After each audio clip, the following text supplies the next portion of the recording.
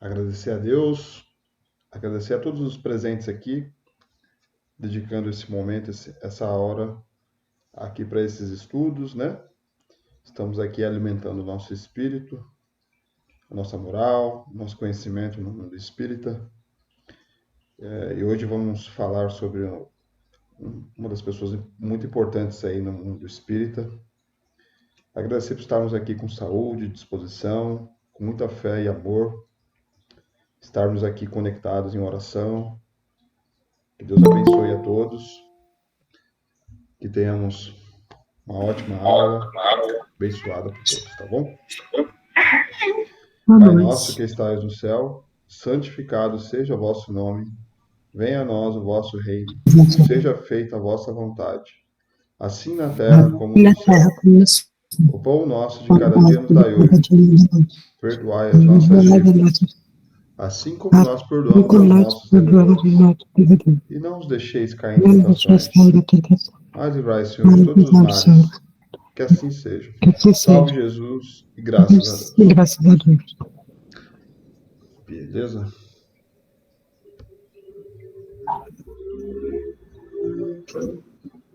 Aí, hoje vamos falar do Emmanuel, que a gente confunde. O Emmanuel, o Públio. Às vezes a gente deveria dar uma confundida, né? Emmanuel, André Luiz, Públio, mas são pessoas diferentes, né? O Emmanuel, né? Acho que todos, a maioria deve saber, mas é importante a gente frisar que é uma pessoa muito importante aí, um espírito muito importante na divulgação espírita. Ele foi o mentor do Chico Xavier. Ô, Aparecida, você pode mutar o microfone, por favor? É um microfonezinho que aparece o íconezinho, você clica nele, ele muta. Sim, me desculpa, tá? Mas obrigado, porque senão a gente não ouve aqui direito. Obrigado. Quem entrou aqui foi a Josiane. Josiane, boa noite. Só recapitulando aqui, para falar do Emmanuel, né? Uma pessoa muito importante. E a gente vai dar uma paginada nas reencarnações dele, né? Todas as encarnações, e, e mostrar como ele também foi uma pessoa falha, assim como a gente, e ele é um exemplo de um espírito que reconstruiu, né? Se despertou, né? Tem umas novelas aí da 2000 anos, 50 anos depois, que mostra em detalhes tudo isso, né? Tem algumas obras, alguns livros aí que o próprio Chico escreveu, né? Psicografou por ele mesmo. E aí isso serve muito de exemplo, né? Para gente. A gente observa uma pessoa falha que de repente ela consegue despertar e serve de exemplo para a gente, né? A gente vai ter um momento nosso que a gente vai ter essa virada, vai ter esse despertar e vai virar um missionário como ele é, né? Admirado aí por todos aí, tá bom? Vamos começar a falar sobre um pouco sobre ele. É um médio, ele é dado como ao médio Chico Xavier, ao médio brasileiro Chico Xavier, ao espírito a que atribui a autoria de boa parte de suas obras psicografadas. Esse espírito era apontado pelo Chico Xavier como seu orientador espiritual. Há também um livro homônimo de Chico Xavier que leva a assinatura de Emmanuel, publicado em 1938. Todos os momentos ali no Pinga Fogo, que a gente vê aquelas entrevistas, o Chico está sempre recebendo as orientações do Emmanuel, né? Para psicografar os livros, para poder dar alguma resposta, para poder falar alguma coisa importante, né? No dia 10 de julho de 1927, na fazenda da senhora Carmen, né, que orientou os primeiros contatos de Chico Xavier com o serviço mediúnico. Enquanto rezavam, Carmen ouviu uma voz de um espírito que se identificou como Emmanuel, amigo espiritual de Chico, onde logo após o viu como um jovem imponente, com vestes sacerdotais e aura brilhante. Lá no filme tem um pouco dessa cena aí, né, que fala de um espírito amigo. Não chega a ser o Chico, né? Não chega a ser o Emmanuel, mas acho que é aquela mulher lá que acompanha o Chico numa parte do filme lá, a Carmen. E aí no ano de 31 ocorreu o primeiro contato de ambos, no momento em que Chico estava à sombra de uma árvore, à beira de uma represa, enquanto orava. Nesta hora viu uma cruz luminosa, percebendo a figura de um senhor que vestia uma túnica sacerdotal. Então, né, Chico tava lá que nem na cena do filme, né? Eu não sei se todos já viram, mas tem até no YouTube. Eu vou passar para vocês o link. O filme está disponível gratuitamente no YouTube para quem quiser assistir. Reassistir também, que é bem legal, essa cena aí principalmente, que aparece o Emmanuel, né?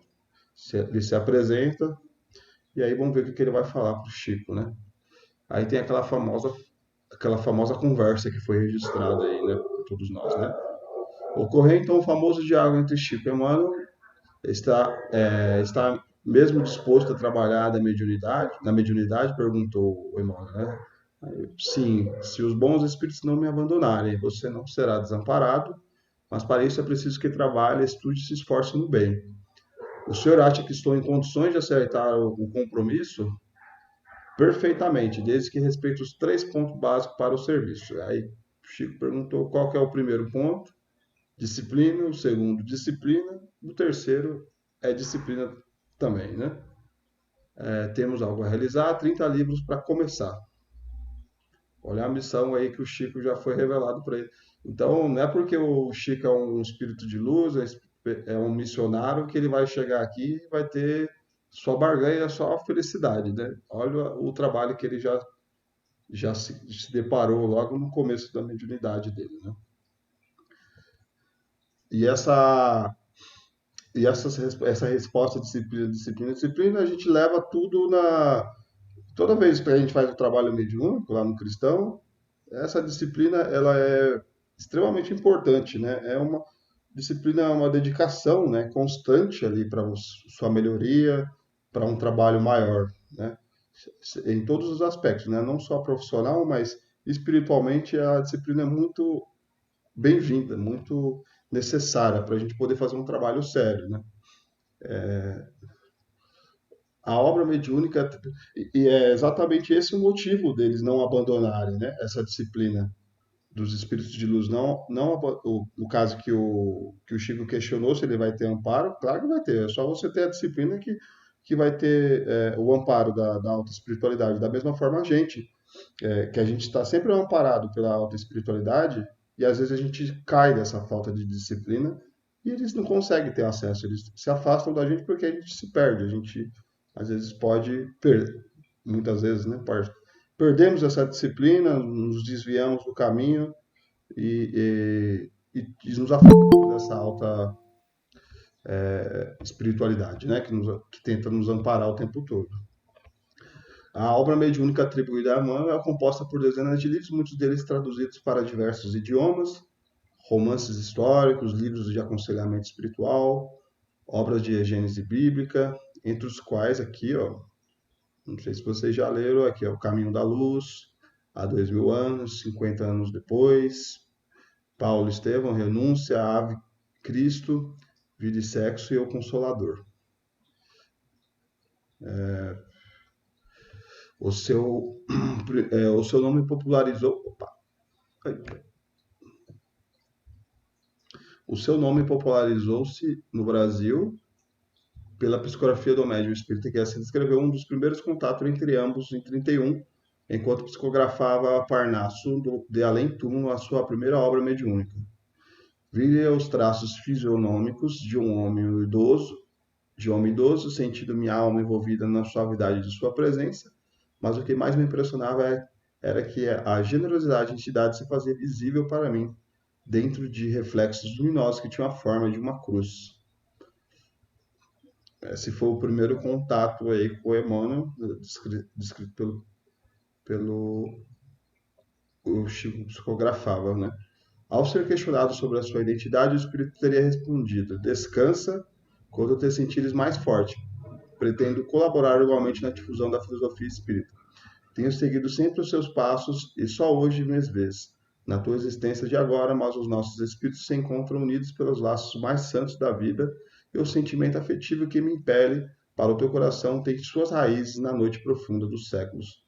Então, eu estava até vendo um podcast lá do Geraldo que estava falando sobre o Chico. Olha que impressionante. O Chico, que é um espírito tão elevado, tão missionário, ele não tinha nem consciência da mediunidade dele, nem sabia o que era essa mediunidade, ele não tinha consciência das encarnações deles anteriores, ele não tinha consciência, depois de um tempo só, sobre essa presença do Emmanuel, dessa entidade que estava planejada para poder fazer todo esse trabalho, né, de escrever, psicografar todos esses livros. E isso foi aos poucos, né, no decorrer dos anos. O Chico é um espírito elevado, e a gente também, né? Como que a gente fica nessa, né?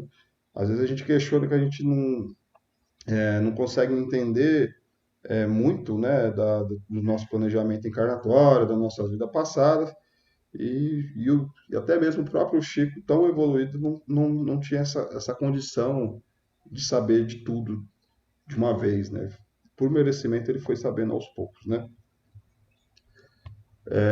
Em entrevista, Chico Xavier disse certa vez: Emmanuel tem sido para mim um verdadeiro pai na vida espiritual, pelo carinho com que me tolera as falhas e pela bondade que repete as lições que devo aprender. No seu livro De Amor e Sabedoria de Emmanuel, Clóvis Tavares assim definiu Emmanuel: a ele, a alma de escola, ao seu espírito de organizador, de autêntico chefe espiritual, devemos a beleza, a luz, a pureza ortodoxa da prodigiosa produção mediúnica do fidelíssimo Chico Xavier, que tem cooperado centenas de obreiros espirituais. Aí é aquela troca de elogios entre eles, né?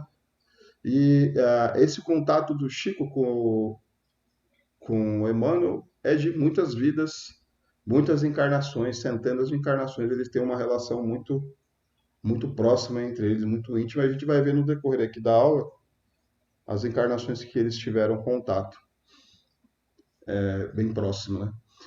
O retrato de Emmanuel, aí, aqui, essa foto que vocês estão vendo aí desse senhor aí, era o general, né, que era Publius Lentulus, que é do mesmo do livro há 2000 anos atrás, né? Aí é uma pintura de Delpino Filho, a pedido de Chico Xavier na década de 40.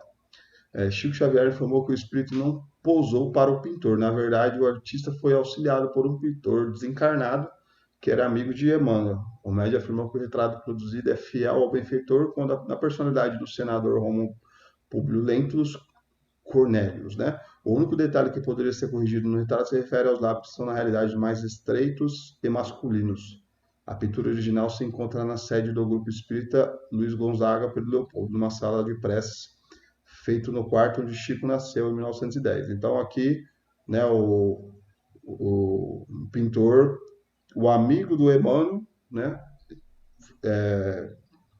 orientou lá, inspirou o pintor a fazer a imagem do Emmanuel naquela encarnação dele lá 2000 anos atrás. Só pequenos detalhes. Então é bem mais fiel aqui a imagem que a gente tem. A gente tem aquela imagem dele mais novo. Aquela imagem que a gente vê dele, vamos ver se eu volto aqui, que a gente costuma olhar essa daqui, né?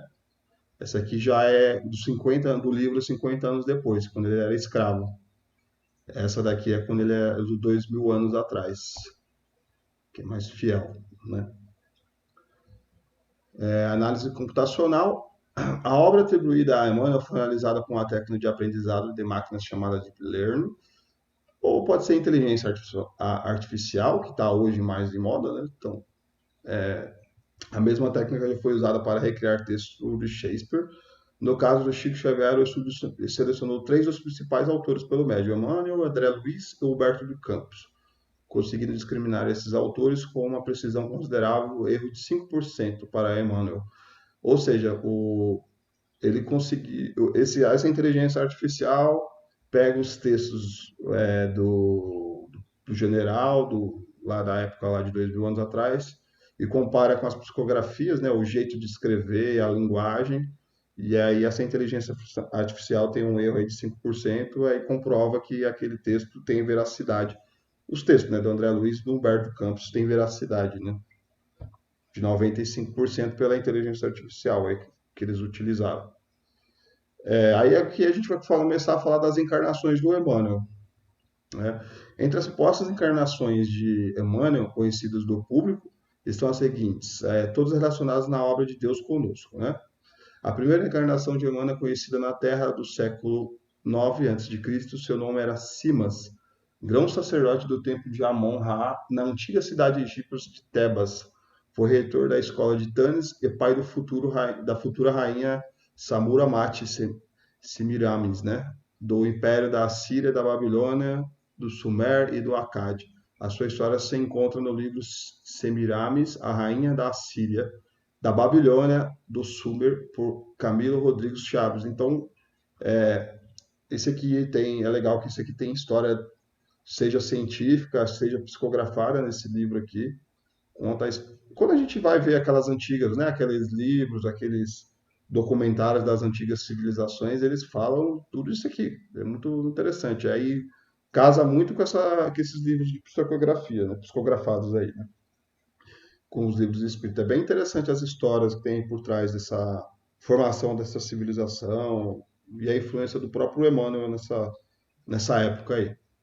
Aí a segunda refere, né, a segunda encarnação dele, Públio Lentulus Cornélio Sura, contemporâneo de Júlio César, bem como amigo de Sulla e Cícero, condenado à morte no ano de 63 a.C. Aqui o Emmanuel, ele era um sanguinário, uma pessoa fascista, várias coisas aí, adjetivos dele. Realmente matava muita gente nessa época. E aí a gente vê como que essa evolução funciona, né? Porque 63 anos de Cristo, o cara tá lá encarnado, matando um monte de gente. 2.000 anos depois, ele tá aqui fazendo, né, psicografia com Chico e tal, fazendo todas essas obras para caridade. Então, a gente consegue visualizar aí que existe uma mudança, como eu falei lá no início, né? Que a gente tem que olhar para isso e nos inspirar também, que a gente um dia vai ter essas missões, vai ser esse espírito de luz que vai estar ajudando a humanidade de uma forma maior ainda, né? Aí a terceira, que é do livro Há 2.000 anos, que é o Públio Lento dos Cornélios, que é o senador romano, que ele inclusive é bisneto da própria reencarnação, né? Anterior, né?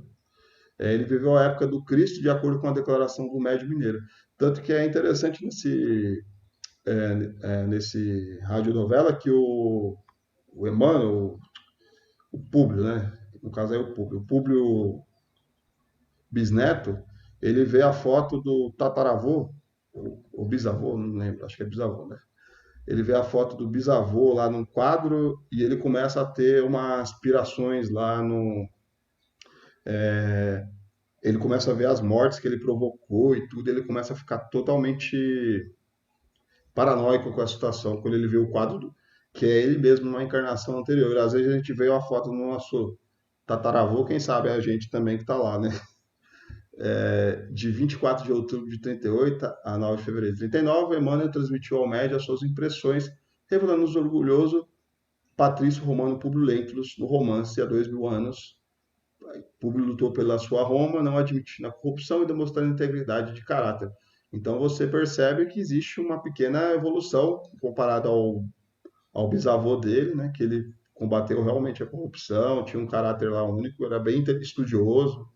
Já houve uma pequena evolução, né? Sofreu ao mesmo tempo, durante anos, a suspeita de ter sido traído pela esposa, a quem tanto amava Lívia. Ele teve a oportunidade de se encontrar pessoalmente com Jesus, mas entre as opções, a opção de ser servo de Jesus ou servo do mundo, optou pela última. Ele foi esposo da Lívia, e essa Lívia é uma personagem encantadora, não é uma personagem, né? É uma pessoa que encarnou aqui, né? Ela é uma pessoa que a gente se apaixona pela bondade, pelo coração dela, só pela radionovela a gente tem uma proximidade com ela assim muito forte, sabe? Ela é uma pessoa realmente especial e ela, eu não vou falar, não, senão eu vou perder a emoção do livro lá para vocês, né? E aí aqui do Jesus também, eu separei um trechinho que eu vou mandar aí no grupo também, desse encontro do Emmanuel com o próprio Jesus Cristo, né? E essa descrição vai ter aqui no final dos slides, uma descrição que encontraram, né? Vou falar depois, né? Encontraram uma descrição do próprio Públio, né? Não é psicografado, não, é coisa da história mesmo, né? Com o encontro do Emmanuel, do Públio com Jesus Cristo, né? Ele desencarnou na cidade de Pompeia aos 79 anos, era vitimado pelas cinzas do Vesúvio, cego e já voltado aos seus princípios de Jesus. Então, no final da vida, ele já estava convertido ele era um cristão secreto, né? Porque naquela época quem era cristão era morto, né? E no caso ele, como senador, ele não podia admitir e tal, e já estava cego. E aí morreu lá justamente naquela época lá do vulcão lá de Pompeia, lá com as cinzas que foi carbonizado. Carbonizado é virado tipo cinzas, né?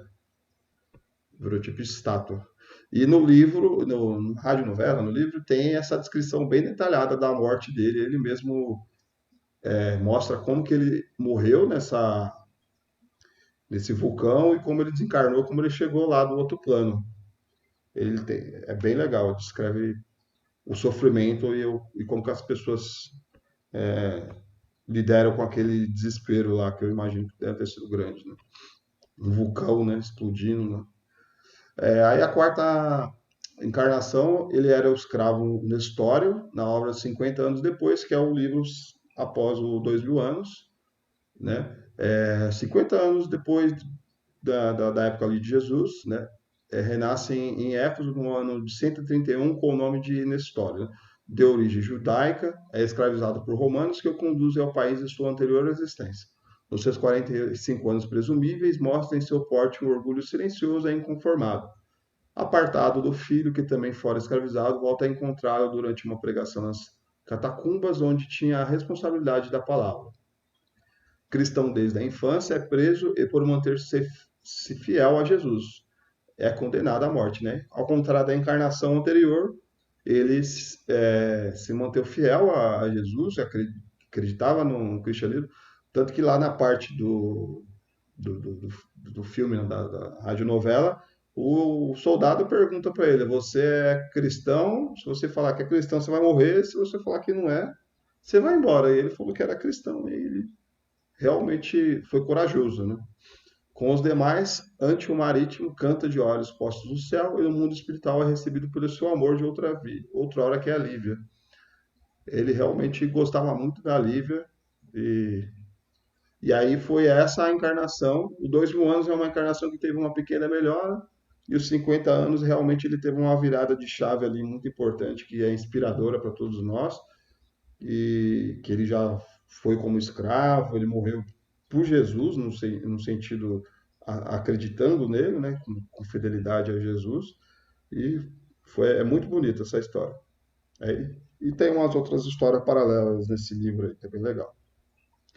Aí já vem a quinta encarnação dele, refere-se a Basílio, romano, filho de escravos gregos que nasceu em Chipre como liberto no ano de 233, casou-se com a escrava Júnia Glaura e teve uma filha, porém ambas morreram precocemente. Posteriormente adotou para si uma criança abandonada numa cesta, que mais tarde recebeu o nome de Lívia. Às vezes a gente dá um nome para os filhos aí, né? Tem alguma ligação com as vidas passadas, a gente escolhe os nomes aí, né? Já é um sinal. É uma das hipóteses que esta teria sido uma das reencarnações de Xavier, de acordo com a informação da Arnaldo Rocha, amigo de longa data do Chico, que afirma que o médium lhe deu esta informação. Ou seja, aqui, eu não sei se foi exatamente aí, porque tem relatos que eles também se encontraram lá em Capela, mas registrado aqui no livro tem esse encontro do Emmanuel com o Chico lá em 233. O Emmanuel sendo filho, o pai da, do Chico Xavier, né? Vivendo com ela até o fim de seus dias, onde fora torturado e morto. Aí mais detalhes ali nesse livro, Ave Cristo, também é muito bonito esse livro aí, gente. A sexta se refere a São Remígio, bispo de Reims, né? Nasceu no ano de 437 em Laon, de família nobre e religiosa, considerado o maior orador sacro reino dos francos pela sua especialidade em retórica. Considerado também um apóstolo dos pagãos nas Gálias, era conhecido pela sua pureza de espírito, bem como pelo seu profundo amor a Deus e ao próximo. Desencarnou em janeiro de 536 aos 96 anos. Então aqui já a Igreja Católica já está mais consolidada, já está mais aceita né? Já não era mais torturado. E aí eu dei uma pesquisada sobre Silaon e ele foi uma pessoa muito importante ali para poder fazer esse impulso da Igreja Católica lá na França. E você vai ver que no decorrer das encarnações o Emmanuel teve papel fundamental em várias frentes, né? Seja essa na católica, seja dele mesmo. E aí ele começa, conforme ele vai evoluindo, ele começa não só a trabalhar para ele, mas ele começa a ter condições, né, de trabalhar para o próximo, trabalhar para alguma revolução, para alguma melhoria social. Aí as responsabilidades vão aumentando, né? Aí a sétima ele foi o Padre Manuel de Nóbrega, de acordo com Chico Xavier, em participação no programa Pinga Fogo, né? Ele revelou em 71. O deputado Freitas Nobre teria declarado lá na noite de 27 de julho de 71, um programa na mesma rede de televisão, que ia escrever um livro sobre o Padre José de Anchieta. Teve a oportunidade de encontrar e fotografar uma assinatura de Manuel de Nóbrega como Emmanuel. De acordo com o seu entendimento, o E inicial se deveria abrir a abreviatura de Emmanuel, ou que, ainda de acordo com o seu entendimento, autorizaria que o nome fosse grafado Emmanuel, um M apenas, e pronunciado com a consonação oxítona, né? Aí aqui a oitava encarnação, ele foi o padre Damiano, nascido em 1613 na Espanha, residiu em Avilha, Castelo Velha, onde oficiou na igreja de São Vicente, desencarnou na idade avançada no presbitério São Jacques de Passo Alto, no Burgo de São Marcelo, em Paris. Alguns detalhes dessa encarnação constam no livro Renúncia pela psicografia do Chico, né? Também não falta livro. Cada encarnação dele tem um livro e pode começar lá pelo 2000 anos lá e vai chegando até aqui, né? Aí a nona ele foi Jean-Jacques Tourville, nascido no século 28, na França, foi educador da nobreza e prelado católico romano no período anterior à Revolução Francesa, vivendo no norte da França. Fugiu à ferocidade revolucionária, indo para a Espanha, onde viveu até a morte. Todos esses caras aqui, a gente dá uma pesquisadinha no Google, você vai ver o cara tem uma coisa importante, esse aqui, na área da religião, na área da educação, na área da Revolução Francesa. Todos eles têm papel fundamental em alguma área da sociedade na época, né? Aí o padre Amaro, um humilde sacerdote católico que viveu entre os séculos 19 e 20, viveu no estado brasileiro do Pará, posteriormente foi no Rio de Janeiro, onde se dedicou à pregação do Evangelho de Jesus, tendo inclusive tido contato com Bezerra de Menezes. Há uma mensagem psicografada por Chico intitulada Sacerdote Católico que Fui, na qual Emmanuel descreve com detalhes o processo de sua desencarnação nessa existência. Ele encontrou com Bezerra de Menezes, é bem legal, né? Aí, aqui foi o registro histórico, não é histórico, né? Não é psicografado, que foi encontrada a carta do Públio Lentulus, aquela encarnação lá de 2000 anos, e tem muitos registros desse senador na história científica mesmo, né? Arqueólogo e tal. Ele tem muitos registros, ele foi uma das primeiras pessoas aí da humanidade a poder fazer registro de receita, é, de estudos de plantas, ervas. Ele foi um grande estudioso assim, para a humanidade, além de tudo, né? Foi bem legal. Se você for procurar sobre a parte histórica, arqueológica, ele é um cara bem importante assim, para a ciência antiga ali, né? Que não era nem classificado ciência direito, né? Foi encontrada uma carta do senador Publius Lentulus, né? O arquivo do Duque de Cesária na cidade de Roma, enviado pelo senador Jerusalém na época de Jesus, que havia sido endereçado ao imperador romano, Tibério. Nela há uma descrição física e moral de Jesus feita pelo senador. A carta é o seguinte, né? É a carta que ele mandou para o imperador descrevendo aquele encontro que ele teve com Jesus. Aqui é mais em detalhes ainda do que o próprio livro, 2000 anos atrás, né? Aqui, bem bonita essa que eu vou ler aqui, que é a descrição de quem é Jesus, no ponto de vista dele naquela época, né? Sabendo que desejas conhecer quanto vou narrar, existindo nos nossos tempos um homem, o qual vive atualmente de grandes virtudes, chamado Jesus, que pelo povo é inculcado o profeta da verdade, e os seus discípulos dizem que é filho de Deus. Criador do céu e da terra e de todas as coisas que nela se acham e que nela tenham estado. Em verdade, ó César, cada dia se ouvem coisas maravilhosas desse Jesus.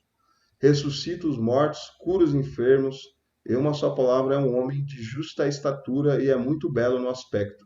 E há tanta majestade no rosto que aqueles que o veem são forçados a amá-lo ou temê-lo. Teus cabelos da cor amêndoa, bem maduras, são distendidos até as orelhas, e das orelhas até as páduas. São da cor da terra, porém mais reluzentes. Tem no meio de sua fronte uma linha separando os cabelos, na forma em uso nos nazarenos. O seu rosto é cheio, o aspecto é muito sereno, nenhuma ruga ou mancha se vê em sua face. De uma cor moderada, o nariz e a boca são irrepreensíveis. A barba é espessa, mas semelhante aos cabelos, não muito longa, mas separada pelo meio. Seu olhar é muito afetuoso e grave.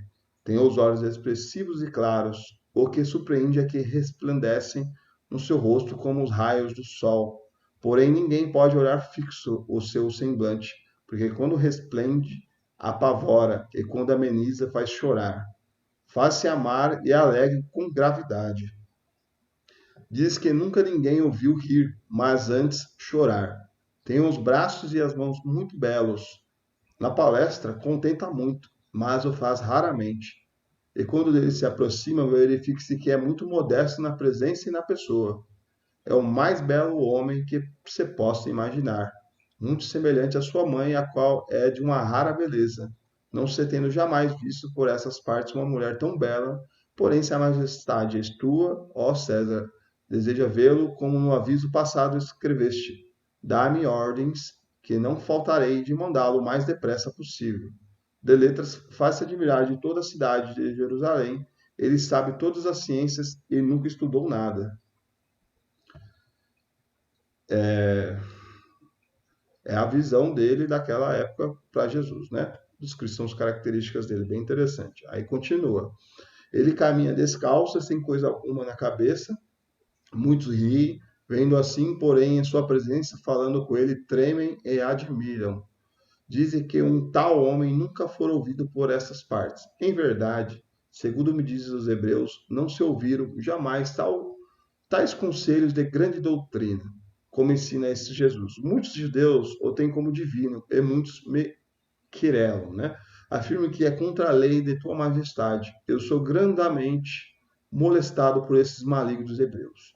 Dizem-me que esse Jesus nunca fez mal a quem quer que seja, mas, ao contrário, aqueles que o conhecem e com ele têm praticado, afirmam ter dele recebido grandes benefícios de saúde. Porém, a tua obediência, estou prontíssimo. Aquele que tua majestade ordenar será cumprido. Vale da majestade, tua fidelíssimo e obrigadíssimo, Públio Lento dos legados de Tibério a Judéia. Então, ele, na visão dele daquela época, e as pessoas em geral naquela época tinham uma sensibilidade muito menor, né? Comparada a hoje em dia, né? De certa forma, espiritual falando, né? E mesmo assim não impediu das pessoas sentirem essa presença de Jesus, esse semblante harmonioso dele, essa energia poderosa dele, né? Que aqui fala que não consegue nem olhar diretamente nos olhos de Jesus, porque, né, se sente apavorado, né? Um semblante muito sóbrio, né? Que até assusta as pessoas, né? Imagina. É impressionante, muito legal, né? Aí aqui a gente fala um pouco sobre a nova encarnação do Emmanuel, do século XX. De acordo com informações do próprio Chico, ao fim do século XX, Emmanuel reencarnou em uma cidade no interior de São Paulo, de acordo com informações da senhora Susana Maia Mouzinho, amiga do médico desde 57, na qual este já teria confidenciado tal fato. A informação do reencarne de Emmanuel também já foi informada em diversas outras ocasiões. No livro Entrevista, no ano de 71, Chico afirmou que ele, Emmanuel, afirma que indiscutivelmente voltará à reencarnação, mas não diz exatamente o momento preciso em que isso se verificará. No entretanto, pelas palavras deles, admitimos que ele estará regressando ao nosso meio espírito no século XX. Enfim, já está um pouco desatualizada essa informação aqui. Ele já reencarnou, nós já sabemos. Isso tem sido objeto de conversação entre ele e Emmanuel. Ele costuma dizer que nos espera no além para em seguida retornar à vida física. Enfim, aí aqui também vai falar. É um pouco desatualizado isso, né? Acho que todo mundo já sabe um pouco disso, mas ele nasceu, o Chico, né? A história que tem aqui, uma das histórias, né? Que o Chico confessou foi que ele teve um transe quando ele estava lá na cadeira, lá deitado lá, que ele dá um transe, ele sai do corpo. E aí ele voltou todo feliz e todo. Ele vivia cansado, né? Estava doente. Ele voltou todo enérgico e todo alegre. E essa moça que acompanha ele, a Suzana, a senhora Suzana, perguntou para ele por que ele estava alegre e todo feliz. Aí ele falou que foi porque ele tinha visto o Emmanuel dentro do berço. Isso foi em 2000. Ou seja, o Emmanuel já estava reencarnado em 2000. Hoje o Emmanuel tem 23 anos. E aí falou um pouco aqui que ele qual vai ser a missão dele e disse que ele está programado para essa reencarnação ficar até 2100 e quem vai ser o orientador espiritual vai ser o próprio Chico, né? A gente sabe, né? Que Emmanuel começou a preparar o reencarne, posteriormente aqui aí falando que ele regressar promover a vida inexoravelmente até uma cidade do estado de São Paulo, na qual pode presenciar o nascimento de um bebê, todos iríamos reconhecê-lo. O Chico falou que nós iríamos reconhecer o Emmanuel. Saiu o Chico e está entrando o Emmanuel nessa nova fase aqui da humanidade também, né?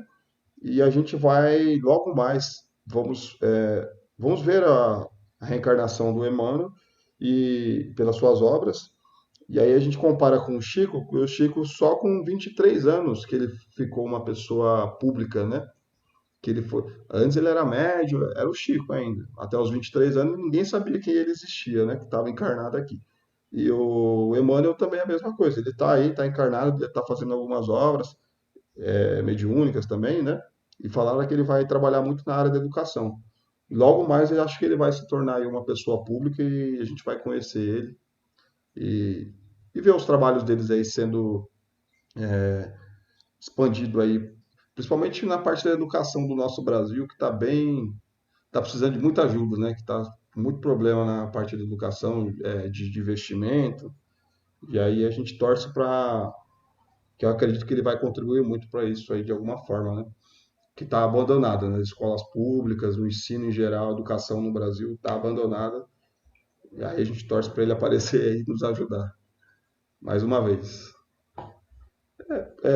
Eu estou compartilhando aqui com vocês no WhatsApp tudo o que eu falei para vocês ali da, da radionovela, das entrevistas do Emmanuel, tudo conteúdo interessante aí que a gente viu aqui na aula em vídeo para quem quiser ver, fique à vontade, tá? Eu acho que eu falei muito metralhadora, vocês poderiam interromper aí e falar algum comentário que vocês acham do livro que vocês leram, fiquem à vontade. Vocês leram algum livro desses daí? Tem algum comentário para fazer? Não? Eu só há 2.000 anos, mas deu vontade de ler agora, todos os outros. Seguir essa sequência aí, muito bacana. Então, tem realmente é uma novela, mas não com um efeito. O problema a novela que é dramática, é tudo fictício. Nesse caso, é uma novela que aconteceu de verdade, é real, a história é real. E aí você fica impressionado. E, e aí realmente a Vanessa mesmo estava assistindo, eu comecei a assistir, aí a gente começou a conversar como se estivesse falando de uma novela. Você viu o que aconteceu com o público, você viu o que aconteceu com a... É bem extenso também, né? Sim, mas é viciante. É muito legal. Eu gostei bastante. E aí dá pra gente ouvir fazendo as atividades em casa, né? Limpando a casa, dá pra ir ouvindo. Tem musiquinha, tem trilha sonora. É meio antigo, assim. Não estranhe muito, mas é legal, viu? Algum livro mais aí vocês leram dessas encarnações de Emmanuel? Se quiserem fazer algum comentário, aí fica à vontade. Gente, a aula também hoje bem simples de novo. A semana que vem a gente vai falar sobre o André Luiz, conhecendo o André Luiz, já para preparar para a gente assistir o filme também, do nosso lar, né? E, e é isso aí por hoje, gente. Semana que vem a Carla vai estar aí. E eu queria agradecer aí a paciência de vocês e a presença aí para estar vendo essa aula de hoje aqui, tá? Fico muito feliz aí. Alguém quer fazer uma oração final? O pessoal tá com muito vergonha aí, né? Eu faço a oração final, não tem problema não. Eu quero agradecer a presença de todos vocês, meus amigos que estão aqui presentes com muita paciência para me ouvir, para conhecer um pouco da história e das encarnações do Emmanuel. O propósito da aula também hoje é muito causar essa inspiração, né, para a gente ler esses livros, ver como inspiração e exemplo, né, dessa encarnação maravilhosa, dessas encarnações maravilhosas do Emmanuel, cheio de falhas e reviravoltas, e superações e exemplos, bons exemplos, que nos inspirem, né, a cada vez ampliar nosso amor ao próximo. E agradecer por estarmos aqui com saúde e que ilumine cada uma de nossas casas, todos os cômodos, todos os nossos animais, nossos bichinhos, nossas plantas. Que o Senhor leve os espíritos elevados, uma luz intensa, forte, cheio de amor e paz para todos os ambientes da nossa casa, tá? Do nosso coração, da nossa mente. E que tenhamos uma semana abençoada, cheio de alegria, disposição. E, de novo, muito obrigado pela presença de todos, tá? Que Deus nos abençoe. Pai nosso que estais no céu, santificado seja o vosso nome. Venha a nós o vosso reino. Seja feita a vossa vontade, assim na terra como no céu. O pão nosso de cada dia nos dai hoje. Perdoai as nossas dívidas, assim como nós perdoamos aos nossos devedores. E não nos deixeis cair em tentações, mas livrai, Senhor, de todos os males. Que assim seja. Salve Jesus e graças a Deus. Beleza, gente?